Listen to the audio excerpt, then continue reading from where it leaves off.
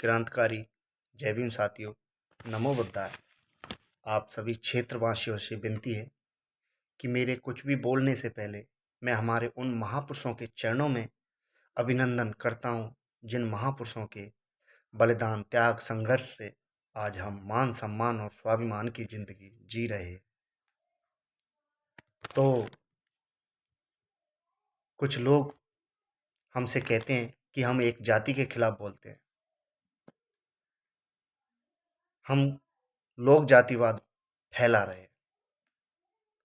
तो मैं आपसे पूछना चाहता हूँ कि डॉक्टर राम मनोहर लोहिया क्या वो हमारे बिरादरी के थे, हमारे समाज के थे, जो हम उनका नाम लेते हैं?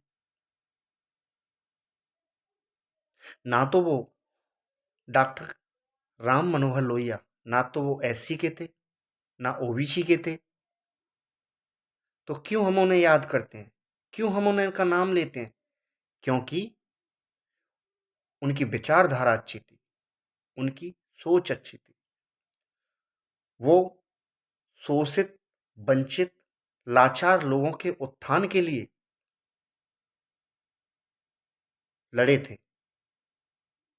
और मैं आपको बता देना चाहता हूँ, डॉक्टर विश्व प्रताप सिंह, डॉक्टर बीपी सिंह जी, जिन्होंने भ्रष्टाचार के खिलाफ आंदोलन किया था, क्या वो, आपसे पूछना चाहता हूं कि क्या वो एससी के थे या ओबीसी के थे? ये भी तो स्वर्ण समाज के थे। डॉक्टर राम मनोहर लोहिया, विश्व प्रताप सिंह, ये भी तो स्वर्ण समाज के थे। लेकिन दोनों ही नेताओं की विचारधारा अलग थी। इनकी विचारधारा शोषित, वंचित, लाचार लोगों के उत्थान के लिए थी। ये उनके हक अधिकारों के लिए भी लड़े थे, लोगों के बीच जागरूकता भी फैलाई थी। तो हम किसी एक जात के लिए बुरा नहीं कहते, हम जातिवादी नहीं फैलाते। जब बीपी सिंह जी भ्रष्टाचार के खिलाफ आंदोलन किया था, तो उन्होंने एक नारा लगाया था कि राजा नहीं फकीर हैं, देश की तकदीर है। राजा नहीं फकीर हैं, देश की तकदीर हैं। और जब मंडल कमीशन लागू हो गया तो राजा नहीं रंक हैं, देश के कलंक है। ये कौन थे? ये हमारे समाज के तो नहीं थे, ये स्वर्ण समाज के थे। इन्हीं लोगों का नारा है जब इन्होंने भ्रष्टाचार के खिलाफ आंदोलन किया। जब ये नारा लगाया था, राजा नहीं फकीर है, देश की तकदीर है, राजा नहीं रंक है और देश का कलंक है। ये नेता ना ही एससी के थे, ना ओबीसी के थे। ये नेता स्वर्ण समाज के थे, जिनका हम आज भी नाम लेते हैं, उन्हें याद करते हैं और उनसे प्रेरणा लेते हैं, जिन्होंने एससी एसटी ओबीसी के लोगों की आवाज़ उठाई, उनके हक अधिकारों के लिए भी भारी योगदान के साथ लड़े थे।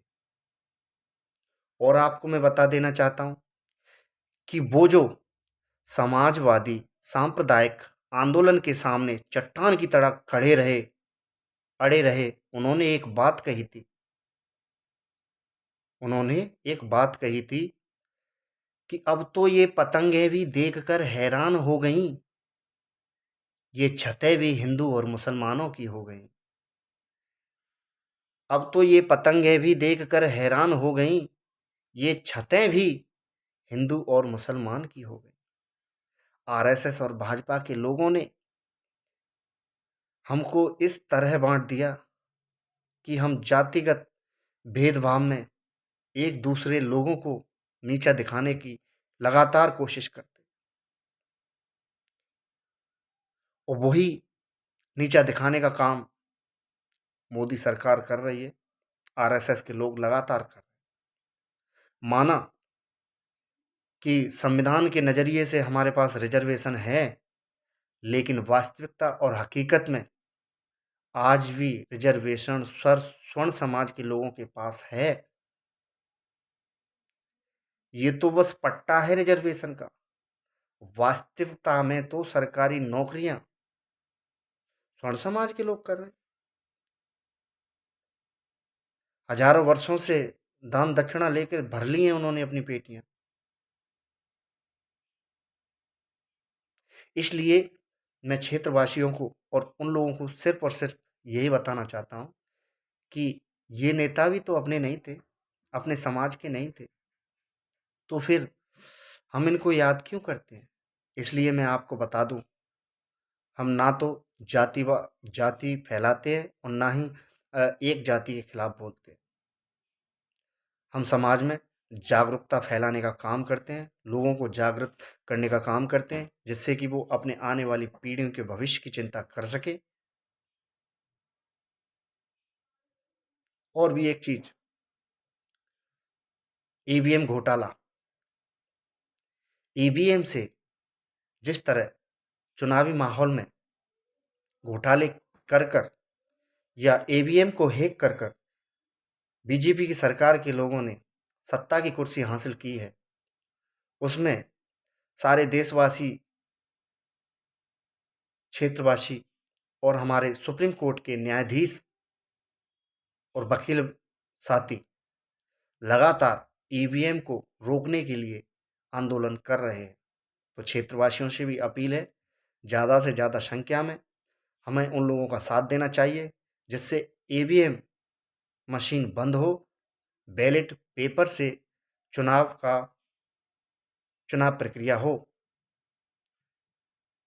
इसलिए आप सभी साथियों से, आप सभी क्षेत्रवासियों में विनती है, अपील है, प्रार्थना है कि ईवीएम हटाने के लिए लगातार आंदोलन को किया जाए और तब तक किया जाना चाहिए जब तक केंद्र सरकार इस ईवीएम को बंद ना कर।